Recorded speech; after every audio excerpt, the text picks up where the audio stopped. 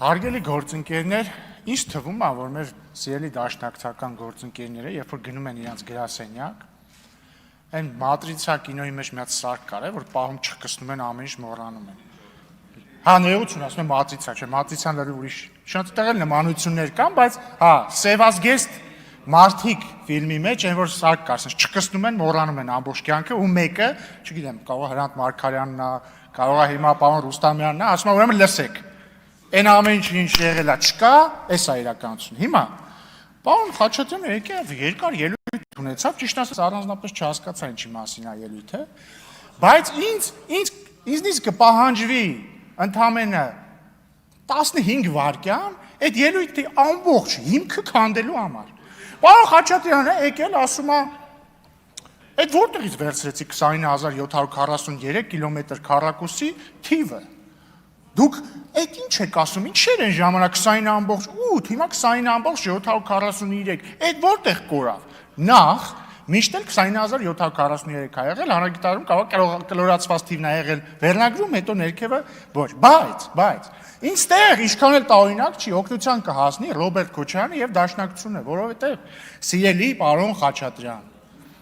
ես հիմա ձեր քաղաքական ամնեզիան կվերացնեմ։ Ուրեմն Դաշնակցությունը 2005 թվականին կոալիցիայի մեջ էր Ռոբերտ Քոչարյանի նախագահության օրոք։ 2005 թվականին Հայաստանի Հանրապետության կառավարությունը, եթե չեմ սխալվում, նույնիսկ Քոչարյանի ստորագրությամբ, վավերացրել է Հայաստանի հողային ֆոնդը, հեսա մի արևական բան անեմ, հենց փաստաթղթի անունն էլ ասեմ, էլի, Հայաստանի Հանրապետության հողային ֆոնդի արտադրության եւ բաշխման վերաբերյալ հաշվետվություն։ Այնտեղ գիտեք ինչա գրած, որ Հայաստանի Հանրապետության հողային ֆոնդը բաղկացած է 2974.3 հեկտարից։ Էդ էլ որ բաժանեք համապատասխան թվի կստանա 20743 կիլոմետր քառակուսի։ Բայց կարող եք ասել դե 2005 թիվն ա եղել, խառնել ենք, չենք նկատել։ Նույնն է եղել 2010 թվին, 2015 թվին։ Հետևաբար այդ որ ասում եք որտեղից եք վերցրել 20743 կիլոմետր քառակուսին, պարոն Խաչատրյան, ձեզնից ենք վերցրել։ Ձեզնից, անձամբ ձեզնից ենք վերցրել։ Այնպես որ դուք եկեք ասեք այդ ուր են կորել են մնացած հեկտարները։ Ընդհանրապես դժվար չէ էլի գոնե research արեք, պարոն Խաչատրյան, ինչ որ կոնսպիրոլոգիական տեսություն սարքելուց առաջ մի հատ բան արեք, էլի главное в ходе следствия не выйти на самого себя։ Հաջորդը, պարոն Խաչատրյան, եկել ասում եք երկար խոսեցիք Արմաթայի հռչակագրի մասին, չգիտեմ, սենց ինչ-որ սենց բաներ արեցիք, այնտեղ սևով սպիտակին գրված է, որ միջհանրապետական սահմանները, գոյություն ունեցող միջհանրապետական նկատի ունի խորհրդային հանրապետությունները, դառնում են միջպետական սահմաններ։ Դա նշանակում է այդ պահի գործող ՀԽՍՀ եւ ԱԽՍՀ, մեկը Հայաստանի խորհրդային սոցիալիստական հանրապետությունն է, մյուսը Ադրբեջանի խորհրդային սոցիալիստական հանրապետությունն է։ Այն ինչ սահման ունեն այդ պահին, եւ համապատասխանաբար նաեւ այնտեղ Ղազախստան, Տաջիկստան եւ այլն, այսպես Թուրքմենստան, Ղրղստան, Ուզբեկստան, դառնում են միջպետական սահմաններ, ինչն է այստեղ անհասկանալի։ Եվ դա դրանից ուղիղ բխում է սահմանները եւ տարածքները, այդ թվում 29743-ը։ Բայց մի հատ հետաքրքիր հակասություն կա ձեր մտքերում։ Տեսեք, մի կողմից դուք ասում եք, որ Հայաստանը, երբ որ 1991 թվականին Ալմաթայի հռչակագիրը վավերացրել է, դա չի նշանակել Ադրբեջանի տարածքային ամբողջականության ճանաչում, ես այտենց հասկացա, այդ ասեցիք։ Կարող ենք հետ տալ։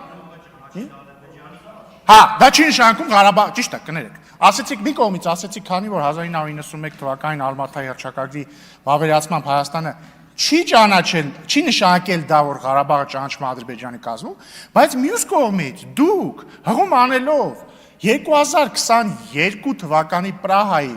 հայտարարությանը, որը ընդունվել է վարչապետ Փաշինյանի, նախագահ Ալիևի եւ նախագահ Մակրոնի եւ Շարլ Միշելի անունից։ Այնտեղ ինչ ա գրած, կողմերը վերահաստատում են միմյանց տարածքային ամբողջականության ճանաչումը համաձայն Ալմաթայի հռչակագրի։ Այդա դուք համարում եք փոփոխություն քաղաքականության, ինչի հետևանքով ռուսական խաղաղապահ ուժերը իրենց ֆունկցիան չկատարեցիք։ Հիմա կողմնորոշվեք Ալմաթայի հռչակագրով միմյանց տարածքային ամբողջականության ճանաչումը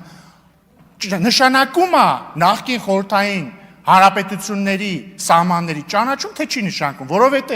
եթե չի նշանակում, նշանակում դու կեղծ մեղադրանք եք ձեր տեսանկյունից առաջադրում Փաշինյանին, բայց իրականում իհարկե նշանակում է, բայց դուք էլի կեղծ մեղադրանք եք առաջադրում Փաշինյանին։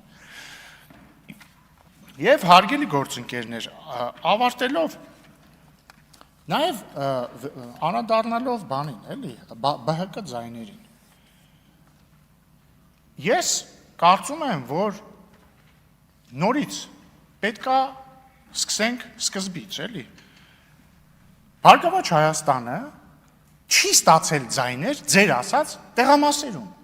հասկանում եք, այդ ձայները չկան ի բնե, որովհետև այդ ձայները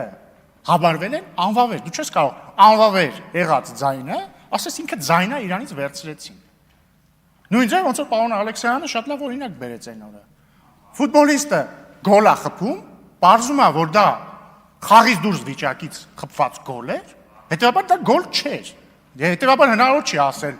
դե եթե այդ գոլը հնարավոր է ասել, որ եթե այդ գոլը անվավեր չճանաչվեր, որովհետև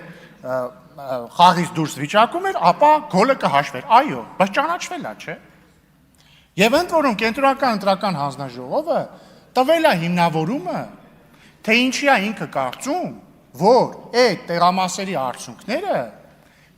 ավելի շուտ չեղարկումը չի ազդել ընտրությունների արդյունքների վրա։ Ինչի՞։ Որովհետև, օրինակ, եթե այդ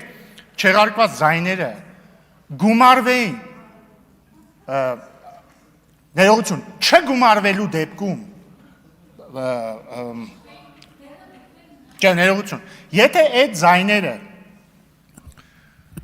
ինչա տեղի ունեցել, հիմա այդ ձայները գումարվել են անվավերներին և հետևաբար անճշտություններին,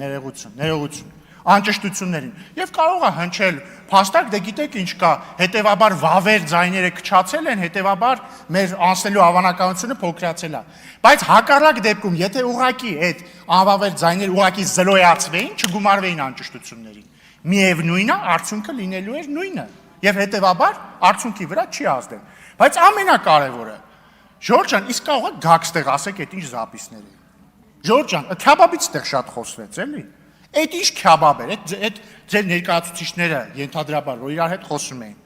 ինչի էին, օրինակ տողատակով ասում քյաբաբ, բան, չեմ ասի, կասեմ քյաբաբ, կարող եք բացատրել, խնդրում եմ, եկեք ստեղ բացատրել, ինչպես է ստացվում, որ ձեր աջակիցները կոդային բառ են օգտագործում քյաբաբը, ու ինչի էին վախենում, որ այդ կոդային բառի իրական իմաստը, որ ասեն խնդիրներ են ունենալու, կամ տարբեր խոսում ենք Ղարաբաղցի մեր քույրերի եւ եղբայրների իրավունքներից լավ ենք անում։ Կարող եք բացատրել, այդ ինչ ձայնագրություններ, որտեղ ենթադրաբար էլի ձեր թիմի ներկայացուցիչներ իրար մեջ խոսում են մի Ղարաբաղցուց, հայհոյում են իրան, ասում են դա բան է, այդքան բան արեցինք իրանց համար, ինքը մեզ չի ընտրելու։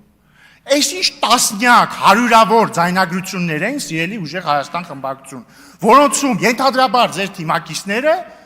առնվազն ձայնագրությունից մենք լսում ենք, որ խոսում են մարդկանց փող տալու մասին, որպեսզի իրանց ընտրեն։ Հայաստան դաշինք, ձեր ներկայացուցիչների այդպես ձայնագրություններ էլ կան։ Ինչ է դա, կարող է միջև այդ բանը բարձր իրավաբանական վեճերը արդյոք Բարգավաճ Հայաստանի